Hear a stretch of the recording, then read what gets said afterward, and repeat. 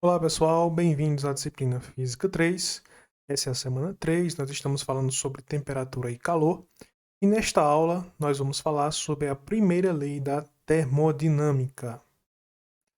Vocês já devem ter percebido que ao abrir um refrigerante ou abrir, por exemplo, um espumante, né, uma garrafa de champanhe, você pode ter percebido que uma vez que você destampa a garrafa, se forma uma pequena névoa ao entorno da boca da garrafa. Mas por que será que às vezes se forma essa nuvem ao se abrir uma garrafa, geralmente, né, de bebida gaseificada? Por que isso acontece? Para a gente conseguir responder essa pergunta, nós temos que falar sobre a energia interna de um sistema. Então, o que é essa energia interna? Vamos considerar a seguinte situação. Digamos que nós temos um sistema, esse sistema está representado aqui por essa figura, e ao entorno desse sistema, na vizinhança do sistema, né, nós temos o ambiente. Vamos dizer que esse sistema ele recebe calor do ambiente, ele está recebendo calor e está realizando um trabalho. Então, o sistema recebe calor, realiza trabalho. Nós dizemos que a energia interna do sistema, na verdade a variação, esse sistema ele vai sofrer uma variação de energia interna, e a variação da energia interna de um sistema nós definimos como sendo a diferença do calor que esse sistema recebe ou cede para o ambiente e do trabalho que esse sistema realiza ou o trabalho que é realizado sobre o sistema. Então, a variação da energia interna é definida como sendo Q menos W, ou seja, o calor menos o trabalho. Por exemplo, vamos considerar aqui que esse sistema ele recebe uma quantidade de calor de 150 joules, ele realiza um trabalho de 100 joules, portanto, ele vai sofrer uma variação na energia interna. Essa variação da energia interna vai ser o calor menos o trabalho. O calor é 150, o trabalho é 100, portanto, a variação da energia interna sofrida aqui nesse sistema foi de 50 joules. Então, o calor fornecido ao sistema ele é maior que o trabalho realizado. Quando isso acontece aqui, ó, o calor recebido maior que o trabalho realizado, quando isso acontece, toda vez que isso acontece, a energia interna do sistema ela vai aumentar. Vamos considerar agora outro exemplo. Nesse caso, o sistema ele vai perder calor para o ambiente, então ele vai ceder calor ao ambiente. Digamos que esse calor cedido seja igual a menos 150 joules, né? O menos aqui é porque o sistema está perdendo calor. E sobre esse sistema está sendo realizado um trabalho de menos 100 joules. Então note aqui que eu tenho o sistema está sofrendo um trabalho e está cedendo calor para o ambiente. Nesse caso, qual vai ser a variação da energia interna desse sistema? Calor, menos 150, menos o trabalho, que é menos 100, menos com menos aqui fica mais 100, menos 150 mais 100. Então, a variação de energia interna sofrida foi de menos 50 joules. Ou seja, a energia interna do sistema ela diminuiu. Então, quando o calor transferido para fora do sistema é maior que o trabalho que é realizado, a energia interna do sistema ela vai diminuir. Tá? Então, quando o calor que for transferido ele for maior que o trabalho que está sendo, nesse caso aqui, realizado sobre o sistema, então quando o calor que o sistema perde é maior do que o trabalho que é realizado sobre o sistema, a energia interna desse sistema ela vai diminuir.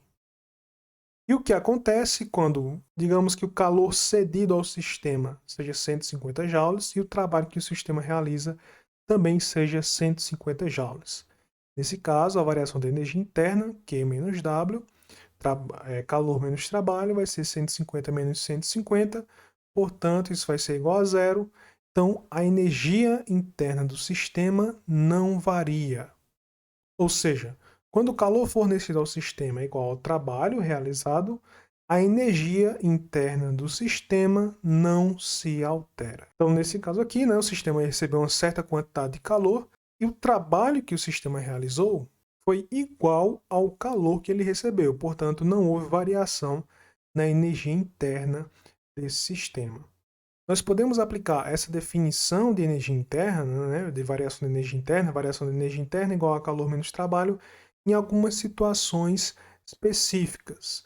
Isso aqui, essa relação entre energia interna, calor e trabalho, isso é chamado de primeira lei da termodinâmica. Então vamos analisar agora alguns casos onde a gente pode aplicar a primeira lei da termodinâmica. O primeiro caso é um processo adiabático. Então, a gente tem aqui a seguinte situação. Eu tenho um sistema, esse sistema está isolado do meio. Então, esse isolamento impede que haja troca de calor entre o meio externo, entre as vizinhanças aqui e o sistema. E aqui sobre esse sistema, digamos que esse sistema pode ser, por exemplo, um gás. Sobre esse sistema aqui, eu coloco um êmbolo e eu coloco um peso sobre esse êmbolo.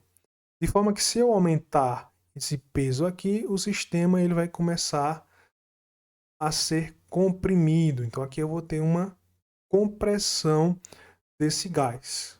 Então houve uma variação de volume, portanto houve aqui um trabalho realizado, esse trabalho foi realizado sobre o sistema.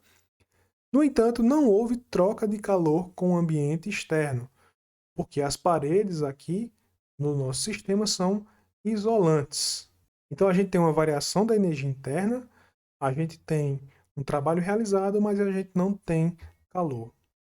Então, um processo adiabático, ele vai ser aquele processo que ou ele acontece muito rapidamente, ou ele acontece em um sistema que está muito bem isolado. Mas de forma que, nos dois casos aqui, não há trocas de calor entre o sistema e o ambiente. Então, se o processo acontecer muito rápido, não dá tempo de haver troca de calor. Então, é um processo adiabático. Ou se o sistema estiver muito bem isolado, também não há trocas de calor.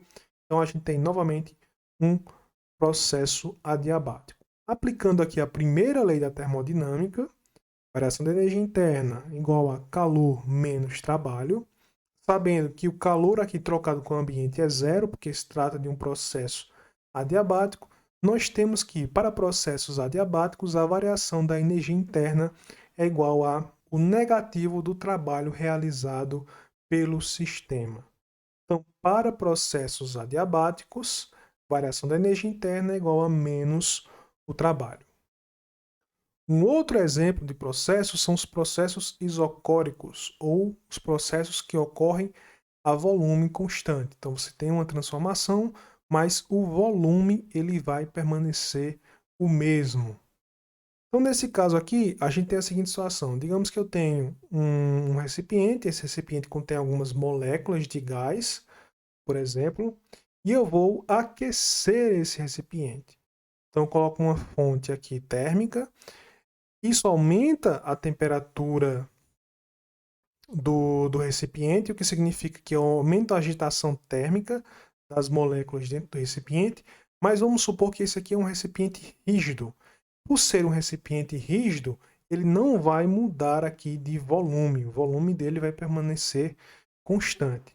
O recipiente ele pode aquecer e aí ele pode transferir calor para as vizinhanças, mas essa transferência de calor ela ocorre sem que haja alteração no volume do recipiente. Se eu tirar a fonte de calor, o que vai acontecer? Com o tempo, o sistema que está perdendo calor para o ambiente, né, e não tem nada aqui para fornecer esse calor de volta para dentro do sistema, fornecer essa energia de volta para dentro do sistema. Então o sistema ele vai começar a ceder calor para o ambiente, vai começar a perder calor, vai começar a diminuir sua temperatura e voltar lá para o estado inicial. Só que isso aqui, novamente, você tem uma diminuição da temperatura, você tem uma transformação que acontece com o volume constante. Então vamos aplicar a primeira lei da termodinâmica, variação da energia interna igual a calor menos trabalho, só que como não há variação de volume desse sistema, se não há variação de volume, então não existe trabalho realizado pelo gás ou sobre o gás. Nesse caso aqui, o trabalho vai ser zero, então a variação da energia interna para processos a volume constante, ela vai ser igual ao calor que é trocado com o ambiente. Um outro processo interessante são os processos cíclicos. Os processos cíclicos são aqueles em que o sistema ele retorna para o seu estado inicial. Então aqui digamos que a gente tem um diagrama PV. Esse diagrama PV vai ser um diagrama de um processo cíclico. Eu tenho aqui um estado inicial de um sistema, a uma pressão 1 e um volume 1. Digamos que esse sistema ele passa por alguma transformação, vai para o estado 2, mas depois retorna para o estado 1. Então, nós temos aqui um processo cíclico. No final das contas, o sistema voltou para o seu estado inicial. Outro exemplo de estado de processo cíclico é esse aqui. Então, o sistema ele passa por várias transformações, mas acaba retornando para o seu estado inicial. Nesse caso, nós chamamos isso de processos cíclicos, que são processos nos quais, após certas trocas de calor e de trabalho, o sistema vai voltar ao seu estado inicial. E quando isso acontece, nenhuma propriedade intrínseca do sistema, incluindo a sua energia interna, pode variar. Portanto, em processos cíclicos, a energia interna do sistema não varia. Então, a variação da energia interna vai ser zero e, a partir da primeira lei da termodinâmica, nós concluímos que o calor total aqui desse sistema será igual ao trabalho total realizado pelo sistema. E por último, nós temos um outro processo termodinâmico chamado de expansão livre. Então, digamos que nós temos aqui esse recipiente ele está fechado, ele contém um certo gás. Essas moléculas aqui desse gás estão a uma certa temperatura, estão se movendo aqui com uma certa energia cinética, até que vai chegar um momento que eu vou abrir aqui essa barreira, né? Abrir um buraco aqui, de forma que esses dois recipientes eles vão ficar conectados e as partículas daqui vão poder ir para esse outro lado sem nada que as impeça. Então elas podem aumentar o seu volume sem necessariamente realizar trabalho. Então o gás ele vai ter um volume aumentado, só que as partículas aqui não vão realizar nenhum trabalho, né? Porque uma vez que eu abrir aqui, então esse gás ele vai se expandir de forma livre.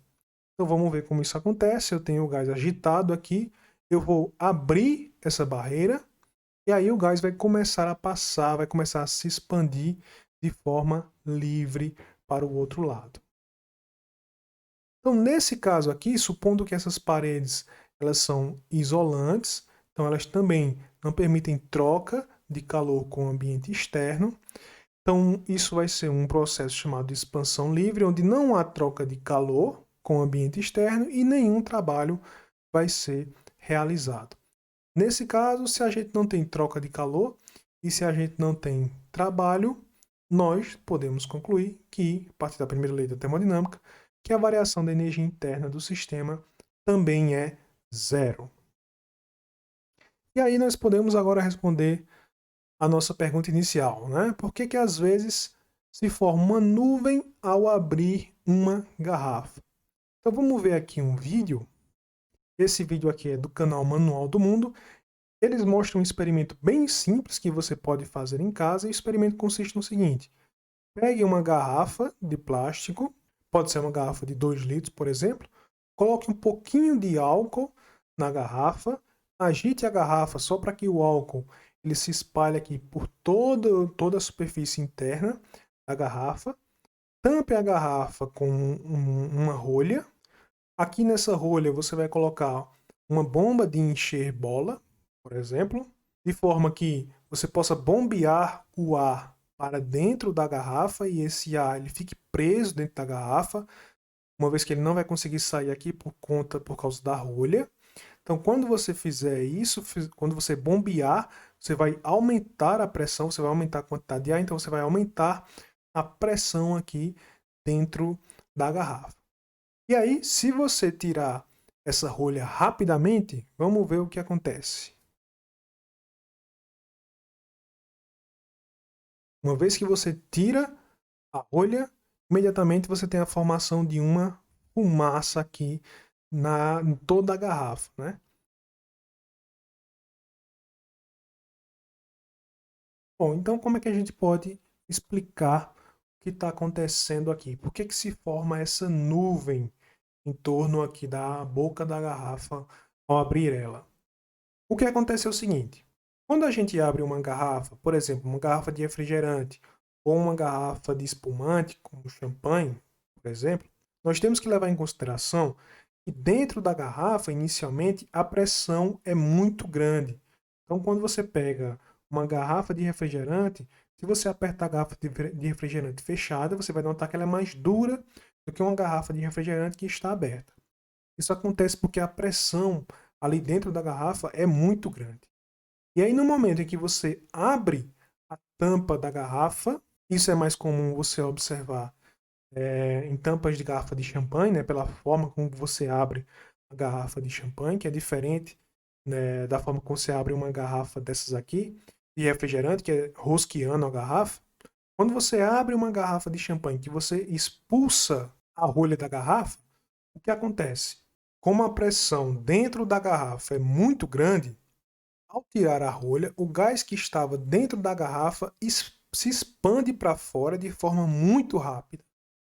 E quando ele se expande, ele empurra o ar que está aqui fora. Então ele vai realizar um trabalho sobre o ar que está fora da garrafa. Só que essa expansão ela acontece de forma muito rápida.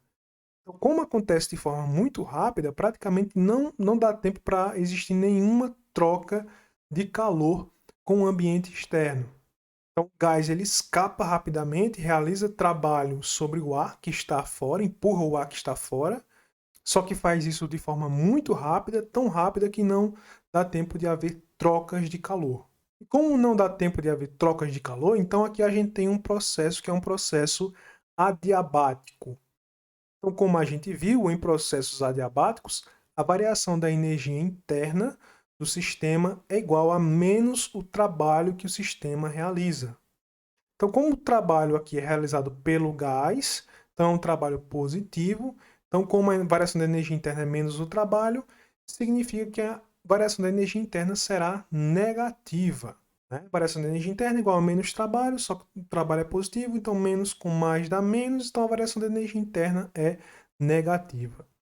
E se a variação da energia interna é negativa, isso significa que a temperatura diminui. Então aqui, como a gente tem uma diminuição de temperatura, o vapor de água, que tem sua temperatura diminuída, vai acabar condensando. E quando ele condensa, a gente tem a formação dessa nuvem aqui que a gente está conseguindo enxergar. Então, essa nuvem que a gente enxerga ao abrir uma garrafa está a uma alta pressão, que é o que acontece, por exemplo, em garrafas de refrigerante ou garrafas de champanhe.